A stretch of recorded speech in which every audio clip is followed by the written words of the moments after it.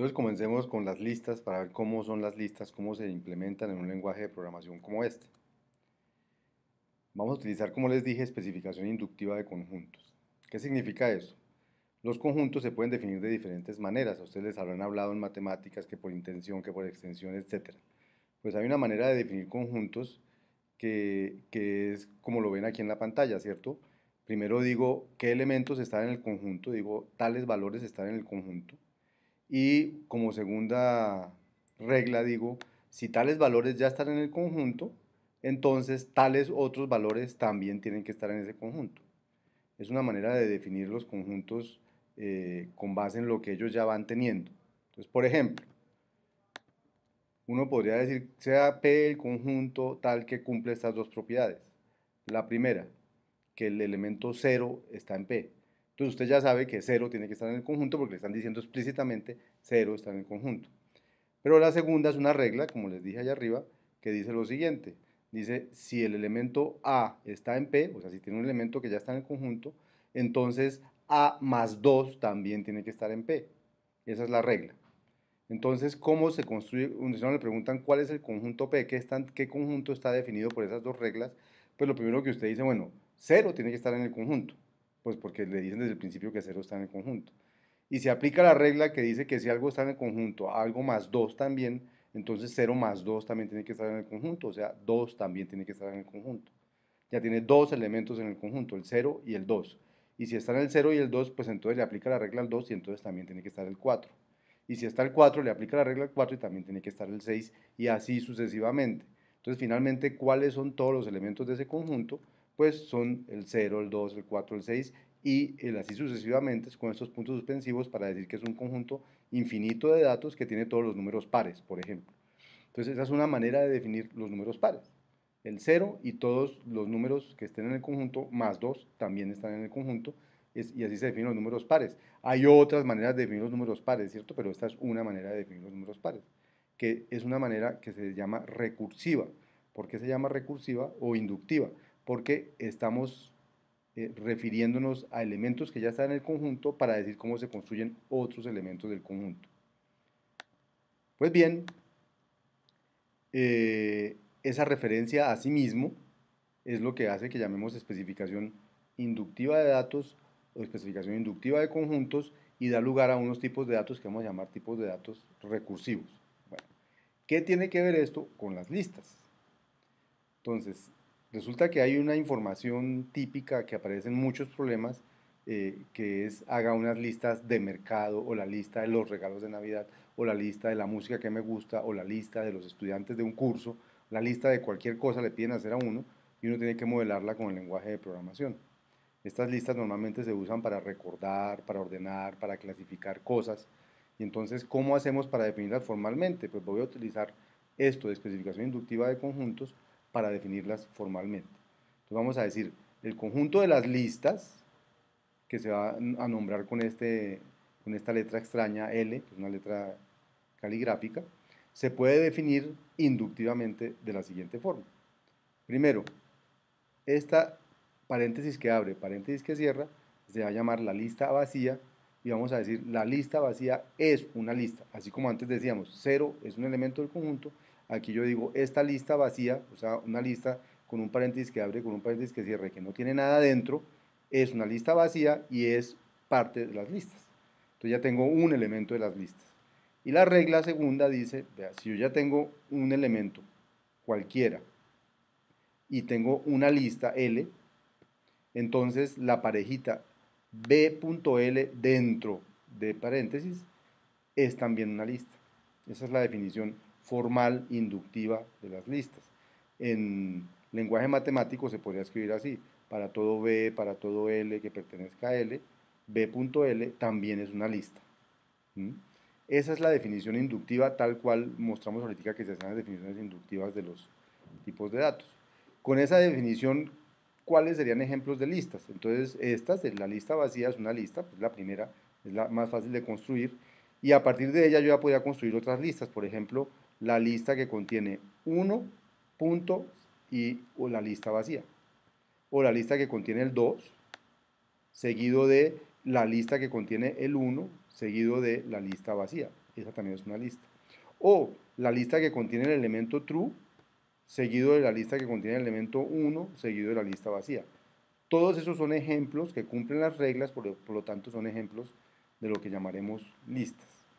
Esa es la definición inductiva de las listas. ¿Cómo hace Dr. Racket entonces para implementar el tipo de datos lista? Entonces Dr. Racket provee una sintaxis inspirada en esa especificación inductiva para crear listas. ¿Qué provee Dr. Racket?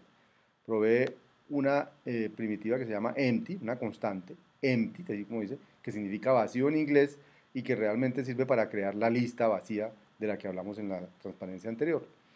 Y también ofrece una primitiva que se llama cons, que recibe dos valores, un valor cualquiera que va a entrar en la lista y una lista, y con ello construye la lista b.l de la que hablábamos en la transparencia anterior. B es un valor de cualquier tipo y L es un valor del tipo lista.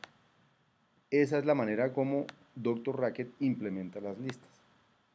Note que los valores de tipo lista se construyen a partir de valores del tipo lista. O sea, es extraño porque yo digo, para construir una lista yo tengo que tener listas. Sí, salvo el empty, la lista vacía, que se reconstruye sin necesidad de otras listas, ¿cierto? O esta construcción de valores a partir de otros valores del mismo tipo se llama una construcción recursiva. Entonces, ejemplos de listas, ya en la sintaxis de Dr. Racket. Entonces, empty, que corresponde a la lista vacía. O cons 1 empty, que significa y construye la lista cuyo primer elemento es 1 y el resto es la lista vacía. O cons 2, cons 1 empty, que significa construir una lista cuyo primer elemento es 2 y cuyo segundo elemento es una lista cuyo primer elemento es 1 y el resto es la lista vacía. Y así sucesivamente. Cons true, cons 1 empty, o cons la cadena jugo, cons la cadena carne, cons empty, como para representar listas de, por ejemplo, de las que uno va a hacer al mercado, cosas de ese estilo. Todos estos son ejemplos de valores del tipo list que se pueden construir con el lenguaje de programación, con la sintaxis que provee el lenguaje de programación. Gráficamente, las listas tienen una notación. Entonces, por ejemplo, la lista que tenía el 1 y no tenía nada más se denota con este dibujo que hay aquí, este primer dibujo que hay aquí. Con este segundo dibujo que hay aquí se denota la lista que empieza por el 2 y luego continúa con el 1. O con este que hay aquí, la lista que tiene el primer elemento true y luego continúa con el elemento 1 y luego no tiene nada más. O en este último, la lista que tiene la palabra jugo, la cadena jugo, y luego tiene una referencia a la lista que tiene la palabra carne y luego no sigue nada. O sea, esta sería una representación gráfica de las listas tal cual las definimos en la transparencia anterior. Bien, desde el punto de vista del tipo de datos, uno la podría ver gráficamente mucho más estructurada. Entonces, aquí, por ejemplo, en este dibujo vemos la palabrita cons y abajo vemos como dos campos, uno que se llama first, uno que se llama rest, que es la manera en inglés como se habla del primer elemento de la lista y del resto de la lista. Entonces, la lista que tiene el 1 y no tiene nada más, realmente es un cons con 1 y empty, que gráficamente se podría ver desde el punto de vista más estructural de esta manera. Bien, o de esta manera, en el caso de la lista que tiene el 2 y el 1, o de esta manera en el caso de la lista que tiene jugo, carne y vacío. Como pueden ver, esa estructura, esa gráfica en forma de estructura es más compleja de leer, más complicada de leer, con cajitas dentro de cajitas, y entonces uno trata de encontrar una sintaxis visual más agradable para eso mismo. Y es esta que presentamos aquí. Es una mezcla entre la representación de las listas como conjuntos y el tipo de datos para poder verlas más fácilmente, ¿sí? Para que ese anidamiento de una lista dentro de una lista dentro de una lista no se vea gráficamente como algo pesado. Entonces, ¿qué hace uno? La lista que tiene 1 y vacío tal cual estaba allí, pero la lista, por ejemplo, que tiene el 2 y el 1, entonces en lugar de coger esta cajita y ponerla adentro de acá donde estaba antes, la sacamos y ponemos una flecha desde la caja anterior allá para significar que esto es lo que está aquí adentro. Entonces aquí la lista tiene primero el elemento 2 y luego que tiene lo que esto referencia, que es esta cajita de aquí que tiene el 1 y vacío. Y bueno, y así lo hacemos también con la lista que tiene el 3, el 2 y el 1. O sea, gráficamente esta es la notación que vamos a utilizar cuando queramos dibujar de alguna manera visual las listas. Bien, ¿para qué usamos las listas? Entonces las usamos para definir datos. Pues ese es el objetivo, ¿de acuerdo? Si recuerdan, la motivación fue las listas de mercado, las listas de los regalos que voy a comprar o cosas así, listas de números. Entonces queremos definir datos con las listas. Entonces, por ejemplo, vamos a definir el dato lista de apellidos. ¿Qué podría ser una lista de apellidos? Entonces vamos a decirlo de esta manera, tal cual definimos datos en el lenguaje, con comentarios. Una lista de apellidos, ¿qué va a ser? Va a ser la palabra empty, que intuitivamente va a representar una lista vacía. O va a ser cons, seguido de una cadena, seguido de una lista de apellidos. Esto que intuitivamente, ¿qué va a representar? Va a representar una lista cuyo primer elemento es esta cadena y cuyo resto de la lista es la lista de apellidos que aparece aquí.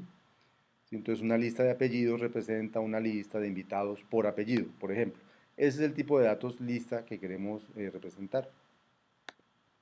Note otra vez que el tipo se define en términos de sí mismo.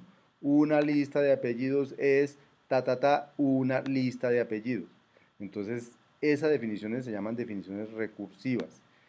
Ejemplos, la lista vacía, que no es recursiva, que realmente se construye directamente, o todas las otras que construyen cons, por ejemplo, el apellido Rojas, y luego una lista. ¿Cuál? La lista vacía.